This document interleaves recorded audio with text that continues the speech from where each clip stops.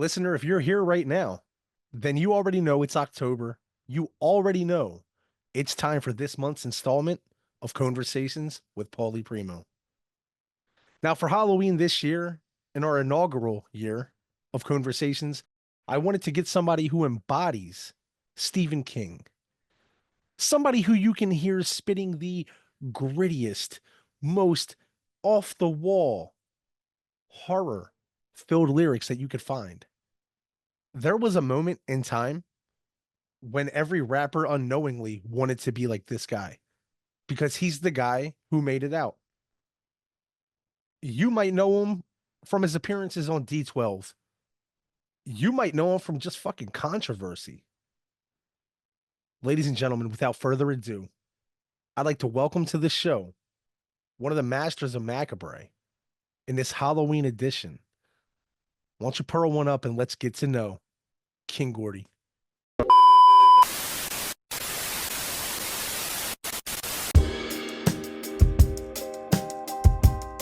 You know it's about that time to grab a bag of the stickiest itchy bind you can find and pearl one up.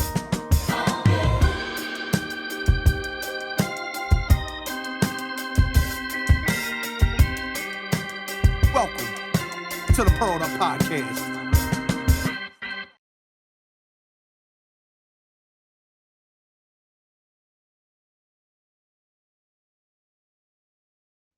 What's going on, partner? Hey, what's going on, man? How are you? No, I had to fucking get Zoom and shit and all this shit. I had to fucking download it, all types of shit. Yeah, it had me actually. I had to actually download. You know what I'm saying?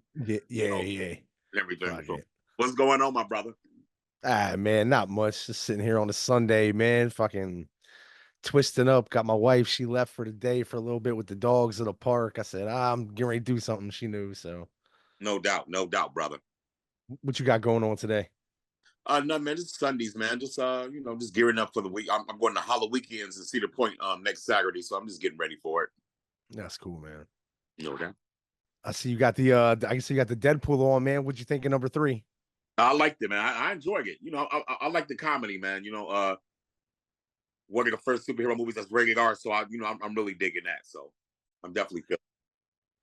I thought it was great, man. The intro scene, man, when he was ripping apart Wolverine, those bones. Loved it.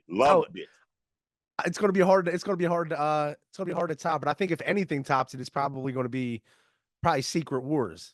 I don't even think the next Avengers is gonna top that. But that was pure, and I think on the Secret Wars they're gonna start incorporating more of the X-Men and like the Fantastic Four and all that shit. So that's gonna be dope. Yeah, hell yeah. That's my guys. I love Fantastic Four. That's my shit, man. Absolutely. I like the Thing. The Thing is probably my favorite superhero. I feel like they never do him justice, though. You know what I mean? Yes. Well, let's hopefully they do it right with all this new CGI and shit and good makeup and stuff. Hopefully they'll get it right. Fuck yeah. Man, I seen so you quit smoking weed. Yeah, I quit smoking. The weed just wasn't, it wasn't like it was in 2018. I smoked San Francisco and Humboldt County weed. It cared more about the money than the actual potency of the product. Everybody just wants to fill fancy ass bags or cereal boxes, but the weed ain't as good as it used to be. So until I find something that I deem good enough, maybe I'll go back. It's the best weed you ever smoked. I mean, I still love like the original runts. Right. I still like bottle 33s. I like a good Sherb. I like a good Z. Anything that's creamy and candy flavorful. I'll even go back to the old school OG Kushers. You know what I'm saying? Okay. Night Walkers and the Kim Dog 91s and shit like that. Fuck yeah, fuck yeah, the Chem Dog, man. I like that. There's nothing like that. Remember, like back in the day, like they say, like that New York Diesel, man. It would have that fucking taste, like almost like a strychnine taste when you hit it. It has that. Yes. Yes. Yeah, completely done. I'm just maybe when I go up to San Francisco or I go up to Humboldt, man, I got some guys out there. They told me to come out there. They got some shit for me. So maybe I'll go out there and be redeemed, Does that entail, you're off THC altogether? You fucking with edibles? No, I do nothing. You're the great American weed smoker. So Absolutely. I mean, to say to reinvent yourself yet again, you know what I mean? To do that, especially if you're doing it with a purpose too, like, If the fuck weed this isn't cash grab. if the weed isn't good to me, like what am I doing? I'm not going to be paying $60 an eighth, or you know what I'm saying, or Yes. $75 an eighth for some shit that's supposed to be fucking high powering and it's not. You know what I'm saying? When it's Right. what you're getting, you know, I think the thing now is a lot of people are getting like these mid lemon cherry gelatos for like 1,000 a pound, and then fucking putting it in like cute ass bags and shit. But see, I know the real. I smoke real lemon cherry gelato, which is nothing but runts. You know, just another word Right. for it. But that's what everybody seems to do. As long as it has some type of gelato in it, they want to sell it for a high price and put it in a fancy bag. But it really be mid bullshit. Yeah. A lot of mids going around, a lot of smalls going around, being Yeah. passed off as, oh man, but we all know what popcorn buds are. You know what I mean? Yes. Some people don't, they're not hip to it though, but I'll tell Yeah. you what, yeah, they pull a lot of tricks now, man. It's almost like you ever see like your woman, right? She sprays her fucking perfume in the air and she dances under it and shit. You know what I mean? To let it Yes. fall on her. So these Yeah. motherfuckers doing with the buds now. Then they throw it in a pretty bag, throw the prom dress on, and you're okay. Oh what?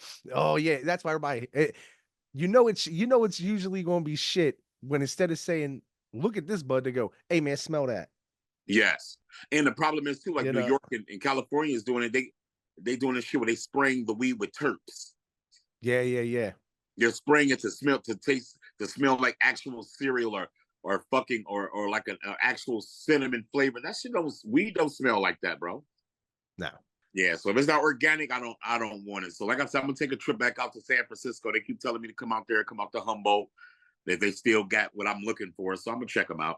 But I will say this: Michigan, my girl smokes, and she goes to the Michigan dispensaries, and she said they still got some fire ass weed. I'm just Oh yeah. trying to wait. I'm such a Cali fanatic, even though I feel like Michigan marijuana is definitely getting up there as Okay. far as the potency and flavor. They're mastering. That's how I feel. My wife and I take her up to the fucking Berkshires. We go up there to Yeah, Massachusetts, man. They have some fucking they killer got weed up fire. there. That's what I'm saying. You can find it. Oh my Yeah, you can God. find it. What you got to do is like this is one spot in Michigan that only Tommy Chong goes to, and I went there with my girl. It's in Hazel Park called BDT's and the Hive. It's like a all female dispensary, bro, and they really care. Like they keep like micro batches of like some of the best weeds, so that lets me know that they really care about their bud. You know what I'm saying? Hell yeah. Hell yeah. But I just Specifically hippies, cured. man. If you go to some hippies that really care, so especially some old school hippies, you'll find good weed. Everybody thinks they have good weed, but it's funny. You look around, the guy you go, he probably don't have good weed. 9 times out of 10, he has got the dankest shit that you got. Yeah, absolutely. I agree with you, brother. Always the old school hippie cat. So yeah, I'm definitely keeping hope alive. It's funny. So you might not remember this. Hopefully this will pop a memory back, right?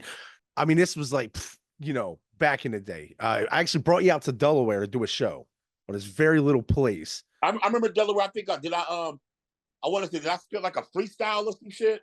Yeah, yeah, out in the park a lot. There was like a freestyle big session, bro. And then we did a little autograph signing down the street at the smoke shop, and yes, sir.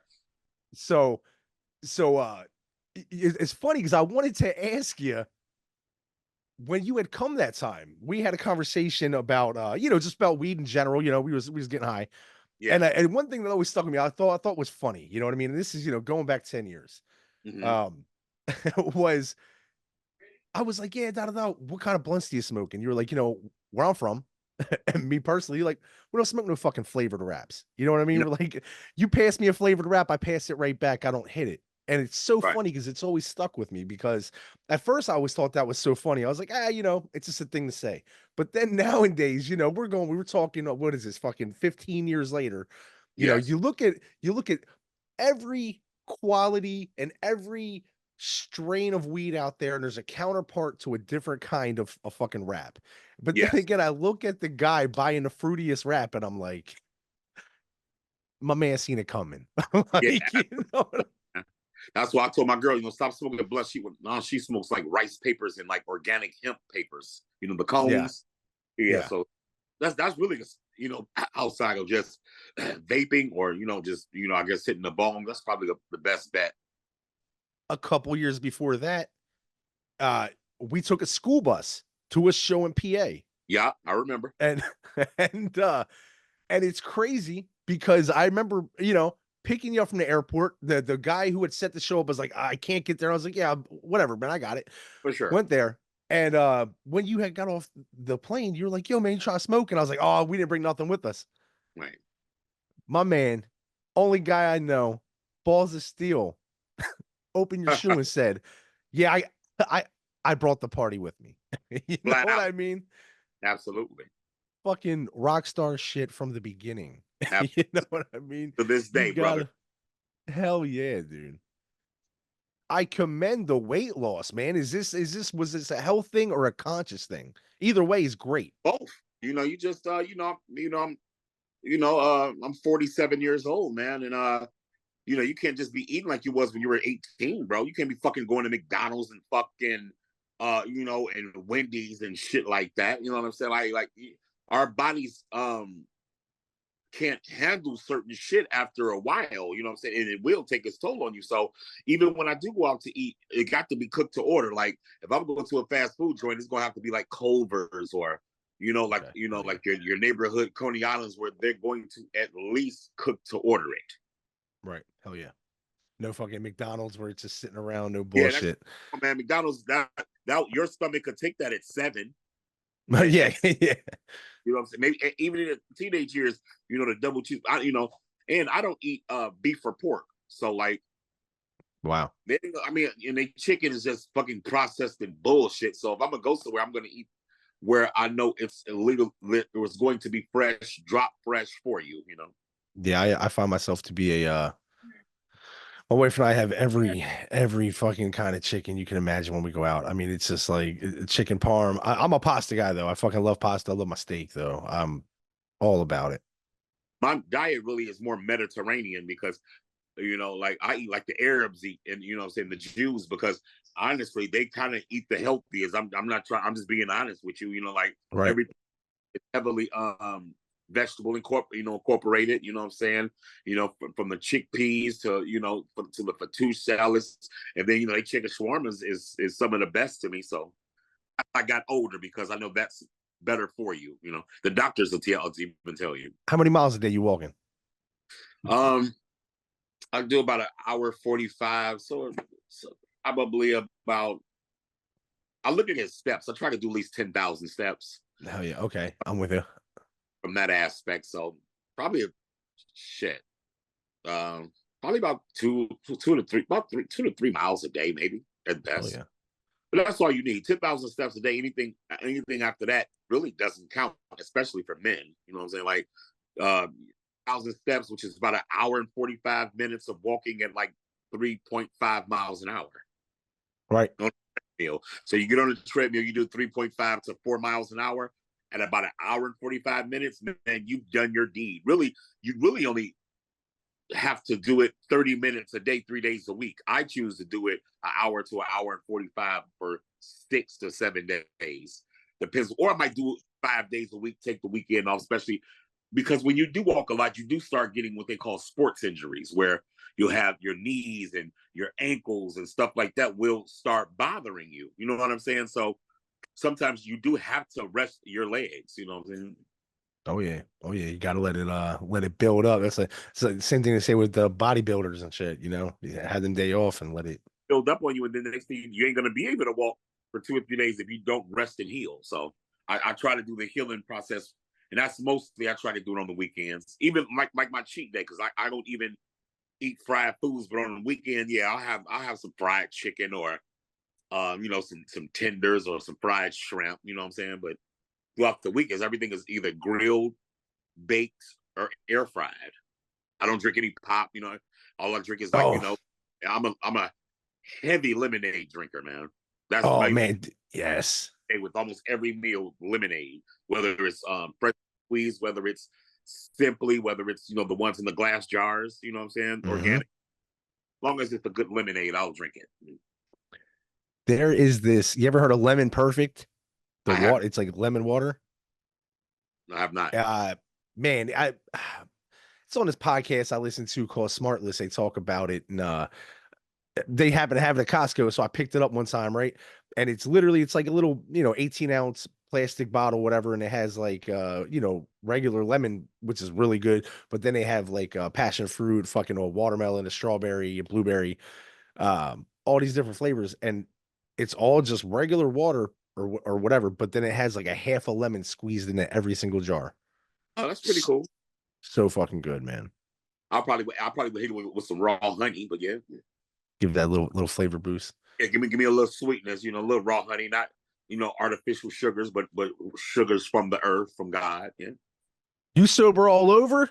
Or you do a little drinking? What? How can I find you blowing off steam? I haven't took a drink at 15. I walk. Yeah, that's it. So okay, so it's more than that. I walk, and I do it like fresh off the wake up. You know what I'm saying? Like, and Gotcha. when I get out of bed, I get up, do 10-minute to 15-minute stretches, put on my walking shoes, and go out and work up a sweat. That's the best feeling in the world, to wake up out of your sleep, moving your body, working up a sweat, and then relaxing the rest of the day. Makes sense, man. I tell people to try it, man. Try it, and I be off of, and also what I do is I'm on a strictly water regimen until noon. I don't put nothing in my body as far as eating until noon, and I don't eat anything after 6 p.m. Except I'll cheat. I'll cheat on weekends. I'm not going to sit up here. I won't cheat on the weekends. But yeah, other than that, yeah. I have a buddy who said that. He said the same thing. He said every day he was like, if you're waking up and you're still feeling too groggy, you're feeling like bullshit, you're feeling like in the morning, he was like, wake up, and before you do anything, before you brush your teeth, he was like, the first thing you do, drink a cup of water, slam a cup of water every single day. He was like, it'll something about it. He's like, it'll just revitalize you for like the entire day. You start off great. What it does is you've been sleeping for 6 to 8 hours, right? So when you wake up, your body is like a car, and the water is the oil in the engine of your stomach. So when you drink water, it start instantly activating your stomach. You know what I'm saying? Right. To get prepared to digest foods. So it's basically working like oil in an engine. When you wake up out of your sleep from 6 to 8 hours and had nothing to eat, and the first thing you put in your body is water, you're just starting your engine. Now, you're starting naturally too. These are things that doctors have told me. So right there you go. Yeah, I mean, shit. A lot of people wake up and the first thing they do is finish an energy drink, or what I mean, crack open whatever, coffee. Worst thing in the world you could drink is energy drinks and pops and sodas, man. Yeah, that your body that's foreign to your body. There's just sure so many chemicals. I'm one of those people, man. I'm hooked on caffeine. I cannot help it. Because if not, for whatever reason, I'm pushing 40 now. I'll be 40 in June. Well, I just hit 39, but I'll be 40 soon. Fucking drink Cuban coffee, man, and organic coffee and shit like that. And French, like French coffees, man. Just drink that. Better for you. Air is giving you what you want. Yeah, that fucking boost, man. My body looks for it, As if not, I'm just coffee, brother. They got organic coffee, man.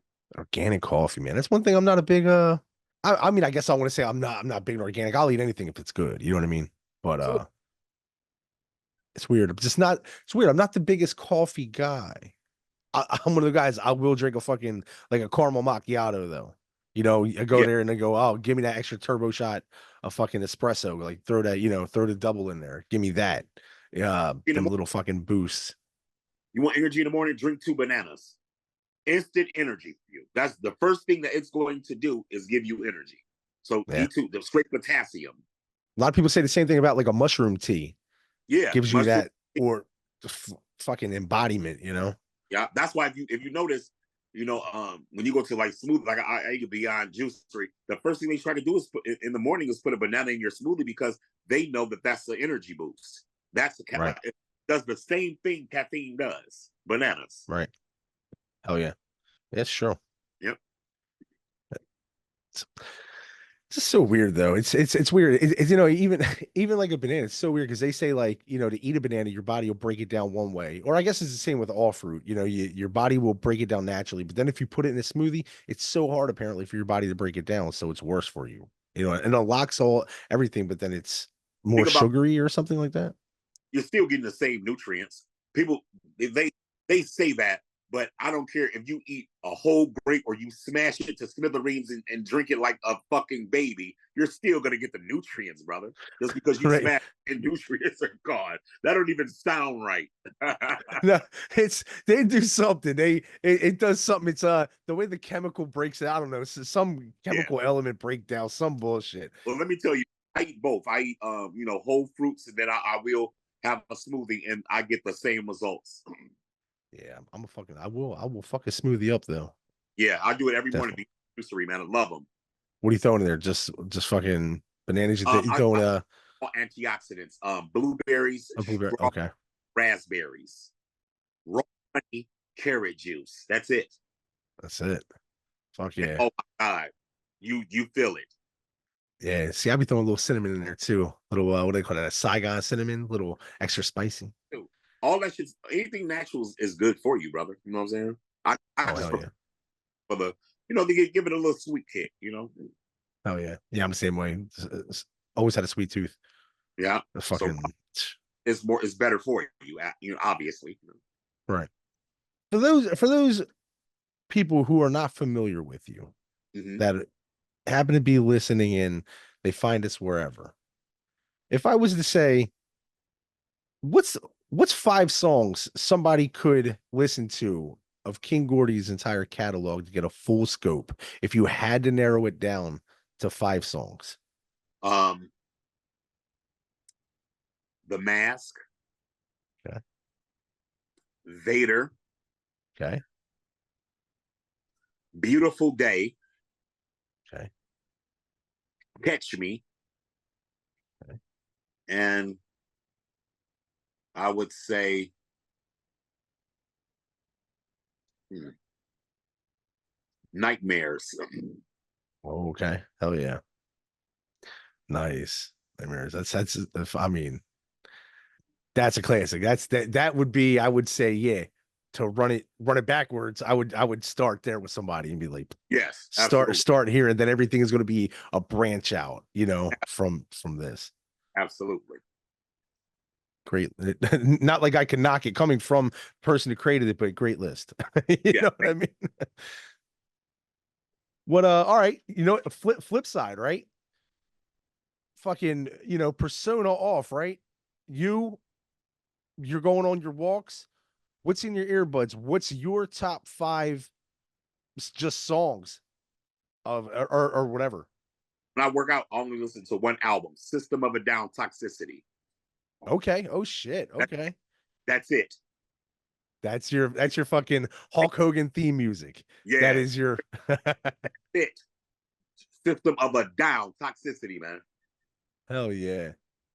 Nice. And every now and then I throw in a little Queen. Okay. Okay. What are you doing on a ride? You're going out, fucking running errands. You a podcast guy, or are you throwing on some music? Music. Now we're going back to 70s soul, Teddy Okay. Pendergrass, the Manhattan, the Whispers. It's the Al Green. You feel what I'm saying? Oh yeah. Curtis Mayfield, Nice. 70s, maybe the soul of the heart of the ghetto, 70s music. Oh yeah. All right. Flip it up once again, right? You're going top 5 rappers of the Motown area of all time. Of Doesn't Detroit. have to be in any order. Yep. Yep. Of Detroit. And because I can get it even if you go, this guy's not from here, but he's close enough to where Uh, I would throw him in the mix. well, as far as Detroit would go, Eminem, Okay. one. Let's see, Marv one from the world famous Fat Killers. Okay. Uh, Esham the Unholy. Okay. Um, Royce the 5'9", Okay. Oh yeah. and number 5, what I sit up and listen to. I would say Monty Ski from Detroit's Most Wanted. That's like early '90s hip hop. Okay. Oh yeah. And just out of curiosity, if you were still ranking, where would Obi Trice fall on that list for you? Obi would definitely be in my top 20. You've talked a lot about the coming of Anakin. Yes. What's up with Anakin? Anakin is supposed to be the prequel to the Entity. My Okay. problem with Anakin is I keep getting producers, I keep getting different people, but it's just not what I'm looking for. I'm maybe I'm looking for something I may never find, but I'm just looking for this certain something, and I just don't feel like I found it. And until I find it, I will not start Anakin. Until then, it has to be right, you know. Oh yeah. So, How but many it's going to happen. I feel it's going to happen, but until then, you know, people say, well, I constantly put out music. It's just that people want me to put out a solo album. I do a million featured albums. You know what I'm saying? And, right. you know, Absolutely. and I know people want a solo album out of me, but I just want it to be so great. You know, maybe I'm expecting perfection when I shouldn't be, but I'm trying to strive for that. So, and I want to give y'all something that I feel like y'all to be happy with. Like, yeah, man, we waited fucking 10 years, 15 years. You know, y'all, I just don't want to give y'all any fucking thing. You know what I'm saying? It's like on the flip side of that, shit, I'm waiting. I'm personally waiting for Van Dyke and Harper too. Okay. See, the thing about that album is, man, I just feel like, you know, man, like I said, I'm 47 years old. I just feel like I'm so detached from the hood life, man. You know, I live deep in the fucking suburbs. I fucking go to Trader Joe's, man. Go to the fucking state fair with my girl. It's like, I don't know, man. It's like when you grow up and mature, it's hard to talk about a lot of the ignorant shit. See, when a horrorcore to me is like writing, like, you know, I tell people all the time, look at me like, you know, Stephen King, Wes Craven, Jordan Peele. You know what I'm saying? Telling that story. Yeah, Blumhouse. You know what I'm saying? Shit like that. So you could you could do it with the street shit too, but you know, with the street shit, people try to really, really attach you to what you're saying. So you talking about selling drugs and shooting people and doing all this, people really want you to be living that shit. You know what I'm saying? Yeah. They want you They to want really that life to imitate art. to do. You know what I'm saying? It's different with horror music because you can just tell a tale. And like I said, you can tell a tale too from a hood aspect, but with that, I just feel like fans really be wanting you to be more attached to it. And I'm far removed from Van Dyke and Harper. You know what I'm saying? I still go over there, over there, they hustle. You know, I post up with them, kick it, chill. You know, when I smoke, we smoke. And, you know, I go to like, you know, little black parties and shit like that. But as far as me being in the trenches and, you know, getting in the shootouts and, you know, selling kilos of cocaine, I don't do shit like that. Right. So it's hard to talk about it, you know what I'm saying? But I could paint a horror story because that's no different than writing. Like I said, you could do it with hood shit, but when you talk about hood shit and then people from the hood be like, man, you don't do that shit, you know what I'm saying? Or, you know, you don't do 40 years. No, maybe in your 20s you did. Like, I could rap about things I did in my 20s in the hood and, you know, in early 30s, but I don't know, man. You feel me? It's just absolutely. It's almost where it's at catch-22, where if you do it and you do it good enough on the hood side, people are going to be like, all right, well, let's see you walk the walk since you talk the talk. But on the other side, the horror shit, people go, oh my God, can you believe? It's still that shock value where they go, oh, can you believe what he said? You have to hear this. Everybody knows, you know, the shit that even though the sad part is 90% of the shit I rap about, I seen on the news or in documentary. I'm just being honest with you. A lot of the shit that I rap about, I literally gag it from watching a documentary or the news. Life imitating art on both accounts. You know what I mean? Yeah, absolutely. And that's what's fucking crazy, man. Yes, sir. Because often, you know, especially like you're saying, you know, with the street, life imitates art way too often. You know what I mean? I mean, yes, shit. You know, I mean, obviously, you know, even talking that respect from, you know, a Van Dyke and Harper point of view growing up. I mean, obviously, you know all too well. You know. Yeah. I mean, I'm from it. I grew up in it. You know, man.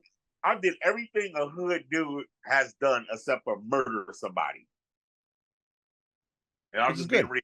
Yeah. I Which never is good. You know, you don't want that on your conscience. You know what I mean? anybody's life, you know what I mean? Absolutely. But anything else you can think of from a hood standpoint, I've done it. You know what I'm saying? Right. Man. Now, see, now, would you be open to, let's say, because like you had just said, you know, you do a lot of collaboration albums, a lot of projects aside people. Let's say somebody came and was like, "Hey, man, let's do this project." Could you find yourself in that space once again, or is it still? Or you're like, you know, If they paid the right amount for me to, fuck yeah, to take it back to that era of my life, yeah, I right, would. But it would I would have to be paid for that because now you're forcing me to go to a place that I really don't go to. So that's going to require motivation, and money is the motivation. hell yeah. Hey, you a big Billy Joel fan? No, No, I always thought the Big Shot with the Big Shot song. I was always because I just love, you know, when you flip older things, stuff like yeah, that, you give it a new, you know, obviously sample, but we know when you flip it, really give it a whole new life. I was always like, man, I wonder if he likes Billy Joel, you no, know. it just was a dope, a producer sent it to me. I thought it was a dope sample, you know what I'm saying, and I just jumped on it, you know what I'm saying. I didn't Oh yeah. because I was a Billy Joel fan or anything like that. Right. No. I just mean like in general, you're like, oh shit, like we should flip this Billy Joel, or did it just come to you? I guess is how I should have said it. A beat, yeah, it's like he it already had that. So you want to be a big shot? I'm like, oh, that's dope. So I'm like, I can add something to it, you know what I'm saying, to make it some hood shit, you know what I'm saying? I know you've been busy lately performing. How's that Yeah, been? great man. The Gathering of the Juggalos was, I feel like it gave me a second win. I feel like it revitalized me. You know what I'm saying? Because I Oh haven't yeah. been there in 2011, and to see all that love and support, they wake up to 2 in the morning and we're out there packed for me. So that Nice. made me feel so good, and a lot of dope opportunities came right beyond that. Like, okay, Gordy's still rocking. He's much healthier. You know what I'm saying? He put on a great show. Let's book him there. Let's book him in. Let's do a collab with him for here and there. So it done a lot of good things, for my brand. So I'll always respect Violent J, um, Shaggy, Bill, Rob. I just thank them deeply from the bottom of my heart, just to give me that second wind. Especially, you know, it's like you said, give that second win, and you know, they basically say, hey, here's a platform, and fucking you run with it, man. Every Absolutely. time, I mean, you know, anytime I've ever seen you perform, you rock with it. I mean, uh, speaking of, you know, a, a while back, like I said, you know, the first time we'd ever interacted, we went to a place, at the Croc Rock Cafe. I think there was like 9 people there, and Yeah. there was us. So it was, I found it to be crazy. You know, I didn't even think about this till just now, but it was like us on one side, right? And we were all Yeah. kind of hanging out, and then Project Born had got on stage. Yes. And then they were kind of asking us to stay, and we were like, nah, we're good. And then we all just kind of left. And Right. oh man, I just thought that was it's I don't know. I don't know where I'm going with that, but it's just such a crazy thing because regardless of what, even if there was 9 people or 10 people in the crowd or what, you gave it your all. You would have Yes. never known. It was one of those performances to where, you know, you would have thought you were on stage at the gathering because Right. of how, you know, how fucking energetic it was. Soon, you know, I got that for proof of D12. He said, "Man, I don't give a fuck if it's 2 or 2 million. You rap like it's 2 billion." and that's, I mean, that's everything that a performer should be, you know, especially if you want to be an entertainer for any, you know, for anybody. If you want to be an entertainer, you have to turn it on. And then people have to know when you have it turned off. You know what I mean? But a lot of people, they tend to blur that line, you know, like they still don't get it, so to speak, you Yeah. know. They think you're out there fucking sacrificing goats and shit every day. You know what I mean? Like, it's like then when Right. they see, like, you know, let's say somebody's listening to the wicked shit, right? Some Yeah. people's fucking, you know, they are embedded in the horrorcore phenomenon, right? But like to say they're just getting into it, and and they work at fucking Trader Joe's, and then they see Yeah. you there, it's gonna blow their mind. They're like, what the Absolutely. fuck? It crumbles their existence. Yeah. And I find that to be funny. You know, in 2024 and above, you know, we still have that mentality of like, wow, you're a person. Yeah. Yeah. People look at you how they, people perceive people differently, man. And You know, they've been listening to you all their lives, and they only thought you one way, and then they see you at fucking, like you say, Trader Joe's fucking, you know, grabbing some kale. They be like, what the fuck is this? So I get it. I do get it. You know, Right. You know, you made a comment a little bit ago, right? About, 20 years ago, like for instance, like the Van Dyke and Harper, right? And you're like, it wasn't like I was, in my 20s and 30s. Let's say, it was back then. You find yourself, you're a teenager now. Do you find yourself more on that lifestyle, or do you find yourself more still like embodied by like the horrorcore, like the Stephen King books and things like that? Where were you at? stuck in the middle. You know, I was doing the hood shit to appease my hood and to appease Detroit, because Detroit is a very gangster city, man. You know what I'm Right. saying? Oh, absolutely. Like Absolutely. straight gangster shit happens here. So I was trying to appease them, but still trying to live my passion, which was horror music. Right. So I was always conflicted, man. That was my whole career was, you know, conflicted. Like, do the hood shit, Gordy. I have this song called Over. I don't know if you ever heard it. You know, like on one side, you know, Gordy, you know, your hood ain't feeling this gothic shit. Like, what the fuck is this? This shit is, you know, because they didn't understand it. You know what I'm saying? Right. And so I that's why I put out Van Dyke Harper music, to kind of like say, okay, here, guys. You Right. know what Right. I'm saying?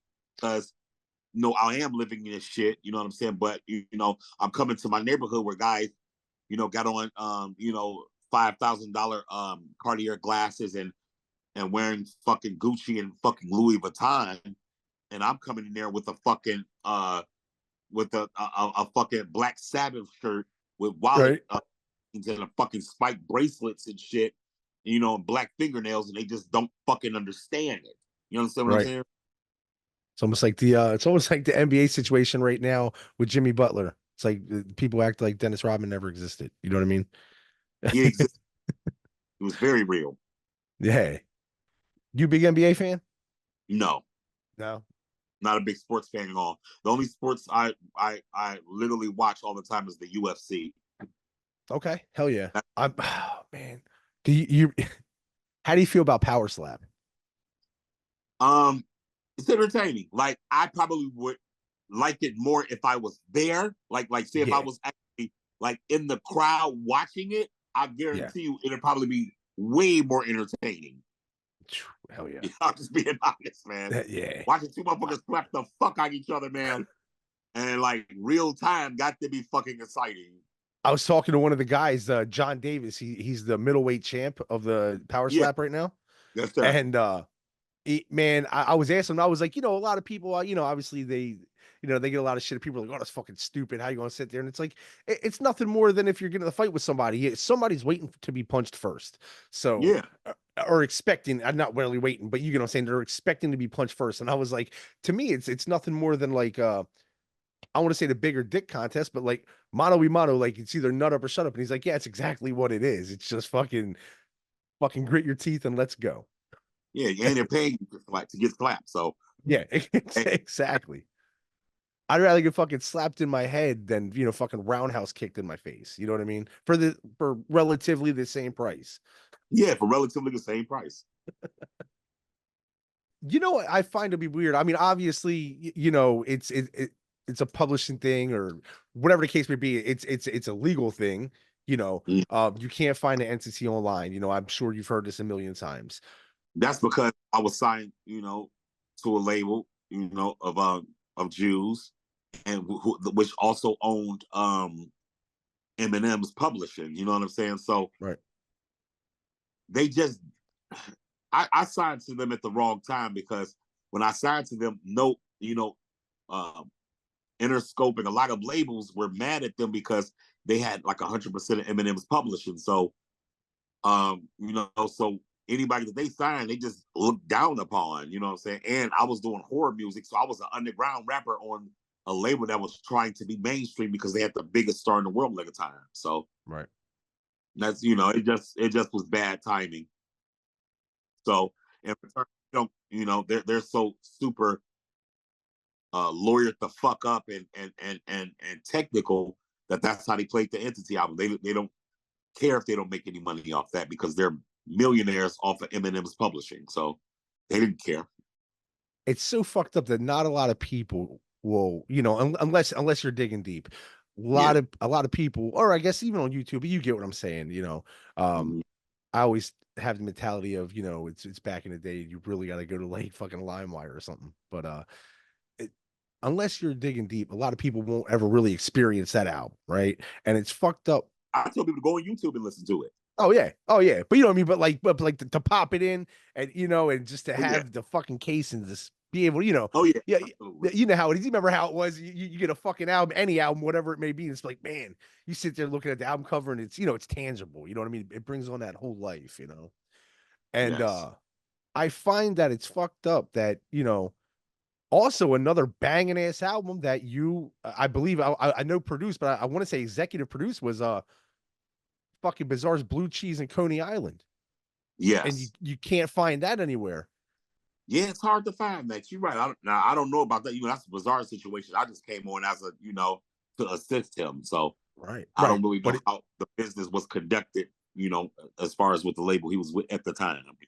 it's just unfortunate that these are two, at least in my regards, two fucking big solid projects that it's like that had potential to go to a mass audience. You know what I mean? A big audience where it's like fuck, man, and just good at what you do, man. You got that sound. I mean, regardless of what kind of music you're going, when you have that sound, when you know what it, just like you said, for Anakin, you know what you're looking for, whether you can describe it to me or the next guy who asks or not. You know what you're looking for, Yes, sir. and it's almost like that moment in Walk Hard, where he's got like everybody's doing something in his studio, and he's like, "Nope, I thought this is what I wanted, but I'm looking for something else." And it's like people are like, "What? Nobody got it," but he knows what he's looking for. You know what I mean? Absolutely. Not going to stop till he finds it, and I think that's awesome because, given the fucking whole intent with an album like that, especially one that a lot of people are really, really looking forward to, man. Yeah. Given sitting down and putting your craft, like you said, being older now, having a different mindset, a different take on life, and a Yeah. different insight on it, man. Dude, I feel like that has potential to be the biggest project you've ever done. Yes. I feel like Anakin will be my best work. That's got to be a good feeling, man. Because there's Hmm. a lot of people out there. I mean, you're going back. What's the first album or compilation? What's the first thing you were ever featured on? Um, hmm. I did a lot of shit like when Bizarre, like before like Devil's Night came out, like we were doing songs together, and I was just as a local dude, man. I was just doing stuff with anybody who that was up and coming, what I'm saying, that wanted to do, because like back then I was like the hook man. Like a lot of people would hit me up to do hooks for them. You know what I'm saying? That's like kind of Oh what yeah. like got me famous, like in Detroit, because people liked my hooks, so they thought they were very soulful. So I kind of really just started out doing hooks, man. I'm being honest with you. I mean, shit. Kanye started off doing beats, and then Yeah, like yeah, everybody starts somewhere, But that's cool though. yeah. Hooks is my thing, man. Back then. One thing maybe unbeknownst to me out there, one thing I've always wanted, and again, maybe I've always overlooked it, is a King Gordy and Royce the 5'9" track. Here's the thing with Royce. You know what I'm saying? Much love to him. I don't think that he really took me seriously. I really just think that Royce probably thought I'm just Bizarre's weird fat homeboy. Gotcha. Now he attached himself more to Marv One and Fat Father than, because I feel like they were more serious, and they kind of was more backpacky, and I wasn't backpack. You know what I'm Right. saying? I'm not saying that he didn't respect me. I just Right. don't. He probably thought I was on his caliber of lyricism and style. I'm just being real with you. You know what I'm saying? And that Right. doesn't take nothing away from him. You know what I'm saying? I mean, you like what you like. You don't. I personally don't think he likes the horror music outside of if Eminem does it. You know what I'm saying? If M does it, then he'll probably like it because M's more of his of like maybe the style that he likes. You know what I'm saying? Yeah. So with me, I'm more, I'm way more outlandish than M could Oh ever yeah. be. You know what I'm saying? I'll say shit. M said some crazy shit on Relapse, but I've been said crazier shit. So like, Right. we're not going to compare who will say the craziest shit because I'll beat him. Now lyrically, I don't know. He's in the clouds, but as far as saying crazy shit, I'll outdo him. Right. I mean, shit. Even you talk about crazy shit. The craziest shit. I mean, even if you just pull out Esham in the '80s, like your track Esham in the '80s. You know what I mean? Fucking even there's a couple bars in there that'll pound for pound will fucking outdo like 95% of the outlandish shit he said. Absolutely. You know Yes. what I mean? So hell yeah, I get what you're saying there. But that's that's a good thing that's good of how you're fucking built mentally and lyrically, man. You're just as lyrical as you are outlandish, and not a lot of people are like that. You know, Yes. I've noticed, from trying, fucking small scale, doing music, having a hobby, doing this, growing up. One thing I have noticed about music, and more so the quote unquote like underground or horrorcore scene, is that, um, for lack of a better term, everybody thinks they can do it because they Yes. can rap about hey, oh, I want to kill my girlfriend today. So they think they're cool. You know what I mean? But they don't really have I don't want to say intuitive, but the insight to be like, hey, this is a fucking craft here. Yeah. To me, 90% of horrorcore, to me, either they're going to mimic the clowns or they're Right. going to fast rap like Tech Nine. There, yeah. I mean, that's the truth. Those are the two styles you might as well look for. They're either fucking out there with their face paint and fucking as gimmicky as can Talking be. like 90s ICP, or they're Yeah. going to be choppers. They're gonna be they're gonna do that shit. Yep. And they have long hair with fucking braids, and they you know I mean, hey, carbon copy, carbon copy.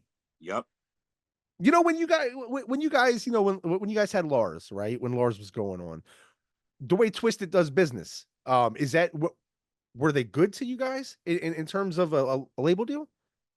yeah. I mean, well, see, here's the thing with that. Eminem was trying to do a reality show with Bizarre, right? Okay.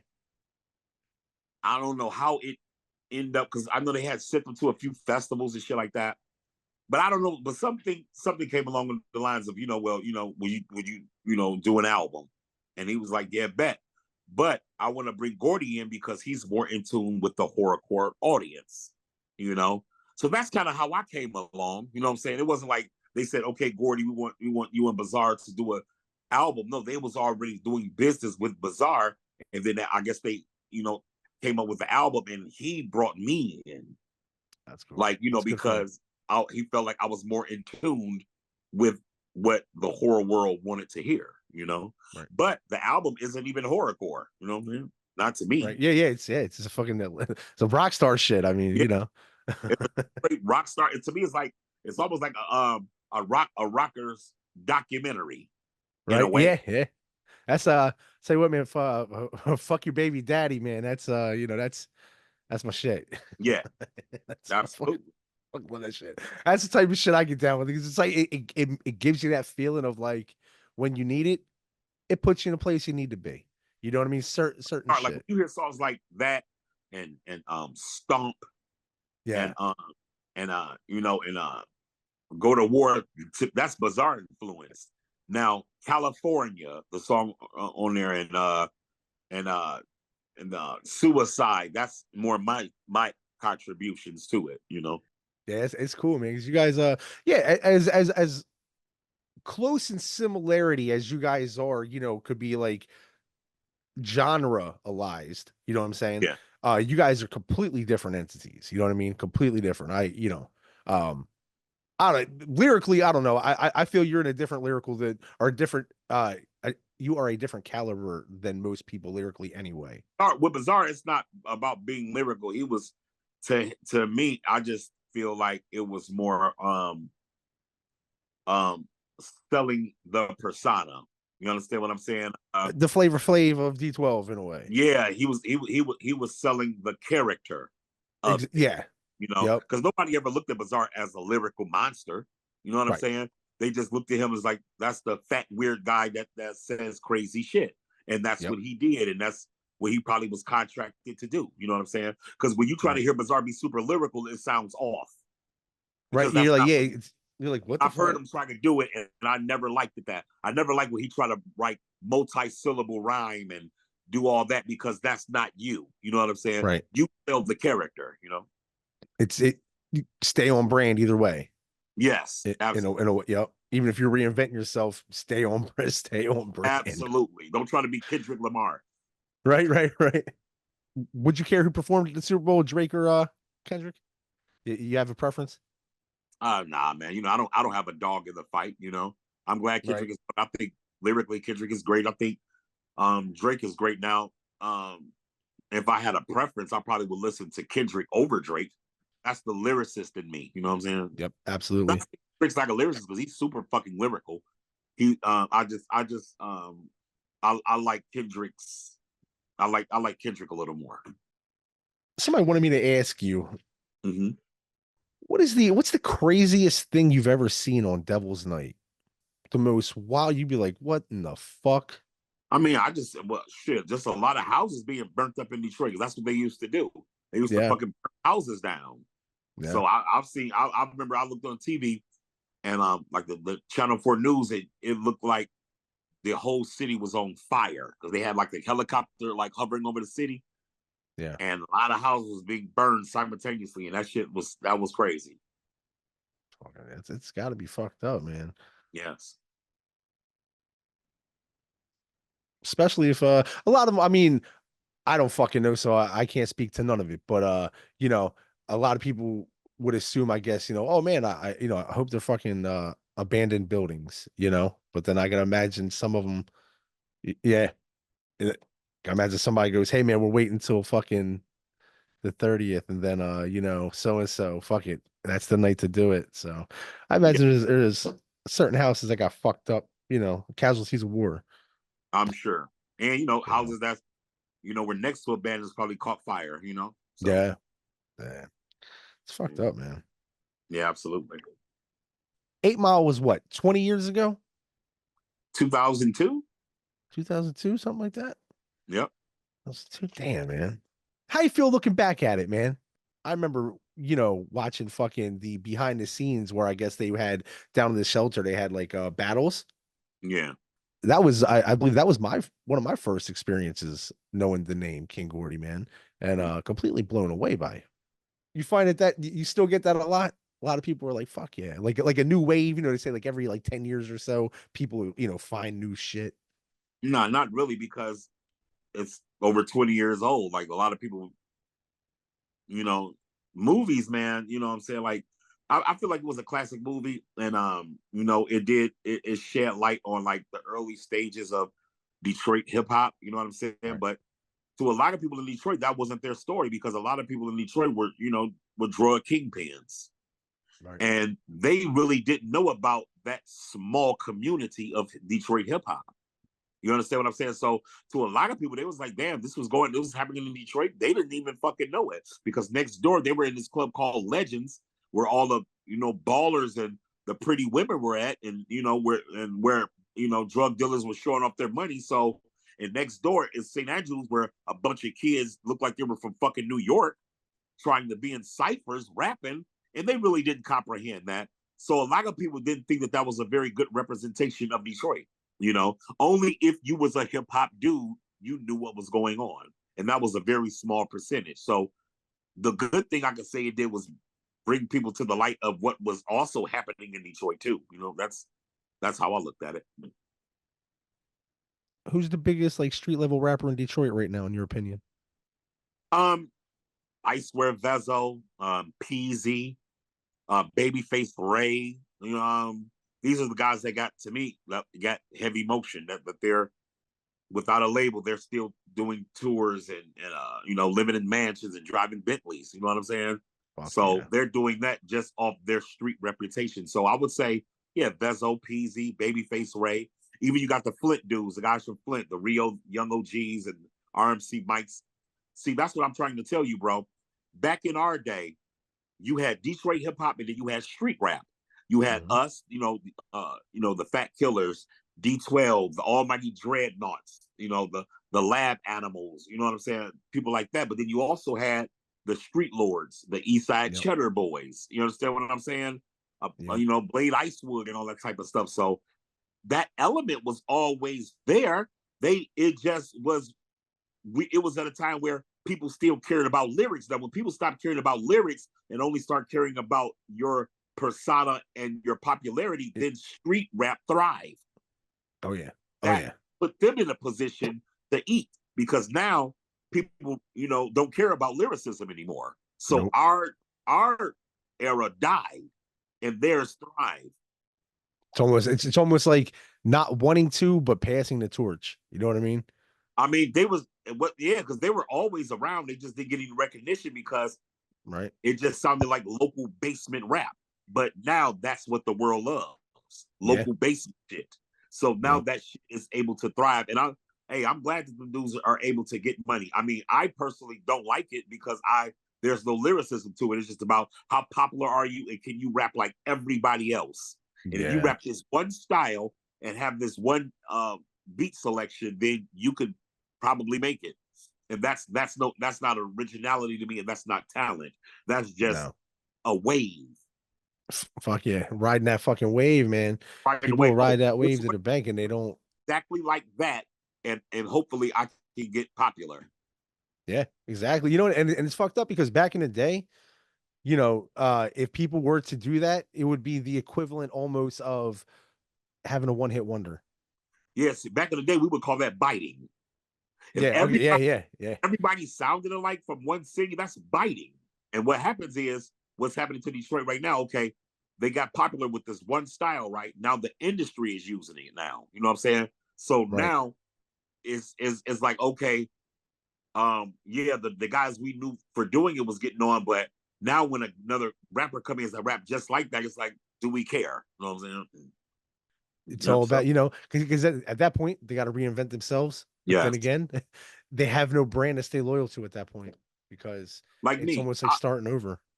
I was a horrorcore, but I didn't sound like Esham. I didn't sound No, like ICP. I didn't sound like no, Tech Nine. I didn't sound like Brother Lynch Hung. I sounded right. like me, but It's I true. did the same style of music that they all do. But I had my originality. Right. Yeah. That's what's made you stand out and withstand the test of time. Absolutely. Especially in that lane. Like, like we were saying, you know, um, people tend to burn out quick in that lane. You know what I Yes. mean? There's a lot of people, talent or not, they just, they burn out quick. And then there's some people where it's like, damn, holy shit, they're still going at it. It's Yeah. crazy. Absolutely. Let's go horrorcore. What's your top 5 list of horrorcore musicians? Gangsta Nip, you know what I'm saying? Mm-hmm. Bushwick Bill from the Ghetto Boys, Fuck yeah. Esham, Insane Poetry, um, you know, Grave Diggers, Flatliners. They all were influential in what I did. Eminem, when he does get on his dark shit, Tech, you know what I'm saying? Then the Clowns. I respect the Clowns highly because of uh, the marketing strategy and the fact of their cult following is something that probably will never be done again. You know what I'm saying? Yeah, it's true. I mean, it's fucking 30 years. Yeah, they all influenced me. The Clowns, Esham, Eminem, D12, Insane, like I say, Insane Poetry, Gangsta Nip. They all were influences.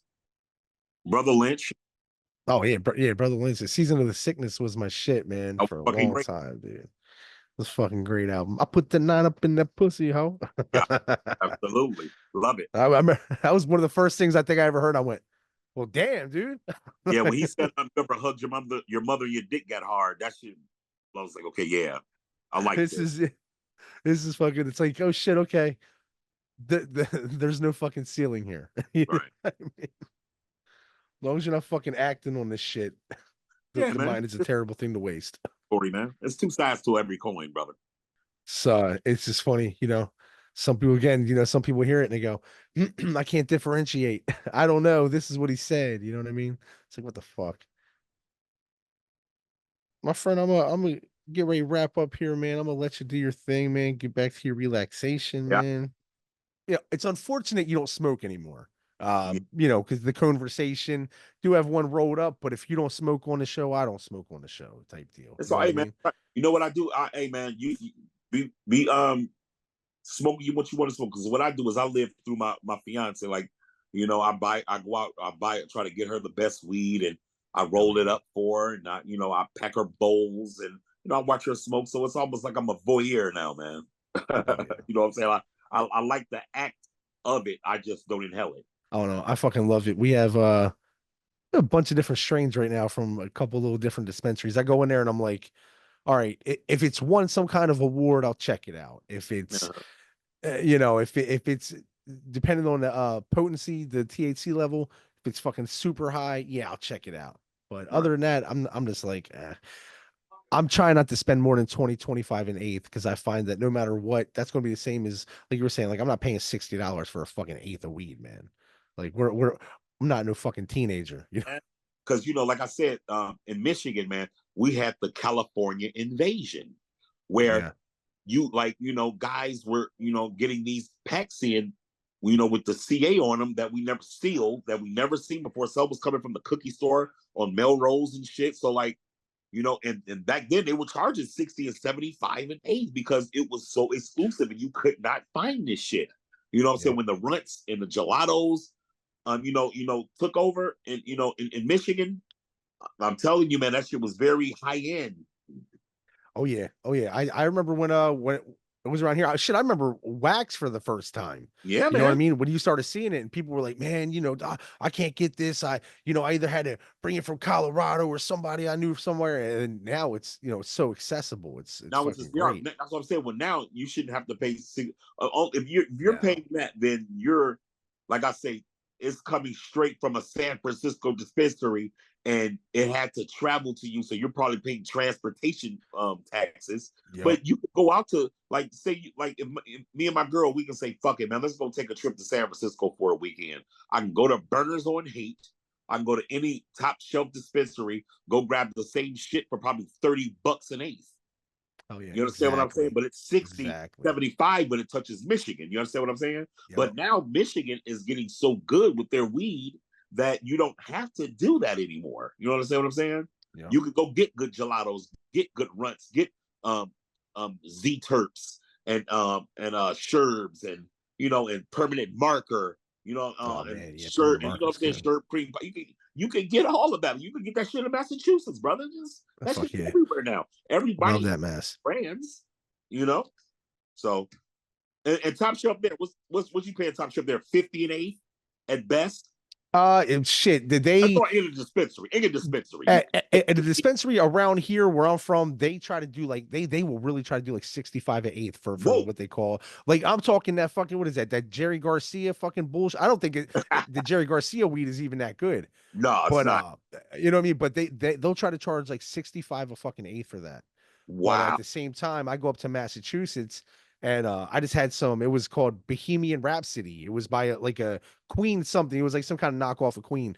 Look, It was called Yellow Brick Road. It was really fucking good. $1 a joint, man. see what I'm saying? Come on. You know what I mean? I was like, yeah, I can buy an ounce today. I'll just take them all. I mean, it's $28 for a fucking ounce or something. I think it was like 31%. Like, you can't beat that. What the There you fuck? have it, brother. That's what I'm saying. That's what I'm saying. Weed is everywhere. It's is too accessible for you to try to charge 60 and 70 Yes. when I could go get probably the same caliber of weed at a dispensary for $30 for an Yep. eighth at best. Maybe Yep. 40, depends where you go, but 30 and eighth, Yep.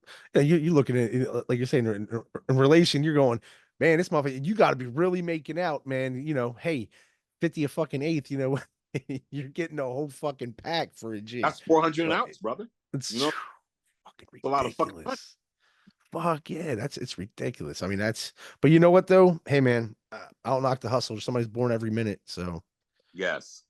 And like I say, different in my era, like 2000, 17, 18, where there was no Cali weed, but it was these guys that were going to Frisco and going to Humboldt, bringing it back.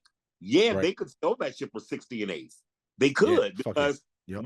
Could nobody find those particular strands? You know, here we at that time, you know, it was a fucking gorilla glue invasion. You understand Yeah. what I'm saying? Oh, fuck, Yeah. man. I'm so glad that era's over. Because Girl Scout cookie. yeah, like fucking Girl Scout cookies, and that's all you got. But then when the Z's came and the runts, you know what I'm saying, and all that, and the lemon cherry gelatos and the gelato 33s and 41s came, they did come from Frisco and LA. So Yep. yes, they were getting 60 and 80. You know what I'm saying? Yeah. And that was in the Fuck yeah. streets. You know what I'm saying? So Oh hell yeah. but times have changed, brother. Yeah, fuck yeah. It's crazy, man. Now you got some fucking, fucking 65-year-old little fucking, white lady that's never even heard of weed up until a week ago when she applied for the job selling it to you. You know Yeah. what I mean? Yes, sir. But 20 years ago, she'd have been the one to fucking call the cops on you because you smoked a joint outside. Absolutely. Fucking Absolutely. times, man. Like you said, times have changed. That's the fucking truth, man. Yes, sir. Oh, my friend, before we get off, I got one final question for you. I ask anybody who sits down and has a conversation with me. Mhm. In any way, shape, or form, how would you define success? Success is subjective because you could be in a mansion, right? Millions of dollars in the bank, but your wife's cheating, your kids fucking hate you, you're fucking lonely, but or you gotta fuck hookers to feel some type of self-joy. But then it's a homeless guy who just found $20 on the street, and now he could eat something that he wants to eat and is happier than you are. That a fucking fact. So success is subjective. I like that. I like that. Mm. That's so it's more or less for you, it's more or less a mind state then of just positivity would be. It is a mind state. You could be Oh, poor, yeah. but have all your family around who loves you to death, and y'all scrape up a good meal, and y'all all sit at the table and eat and thank God for that meal. And like I say, and it's a fucking corporate guy who nobody gives a fuck about him. His wife's fucking cheating on him. His kids fucking think he's a prick, and that's what he has to go through. But they would say he's successful because of the financial. But this poor family that just sat down to have a great meal and is thankful for that meal is more successful than him. Oh yeah. Because his family loves him. And they tell him, we love you, Dad. You made something out of nothing, and we respect you. He's more successful than that rich man. Ain't that the fucking truth? I like that, man. I like that a lot. Absolutely. It's a good outlook, man. It's good. No doubt. Always look at life like that. You'll be all right. Hell yeah. Yeah, that's it. I mean, that's not even a half glass or glass half full, half empty. That's just seeing it for what it is. Yeah. You know what I mean? That's Absolutely. that realist way. Right? All about how you put your glasses on and see the world, man. See that fucking vision. That's it. It's almost like the what's that? The They Live, when they put it on the glasses and they see the obey everywhere and all that. You really got to see through that third eye shit, man. Yes. Absolutely. Well, King Gordy, man, I appreciate you joining me today, my friend. Appreciate you, brother. Thank you. Yes, sir.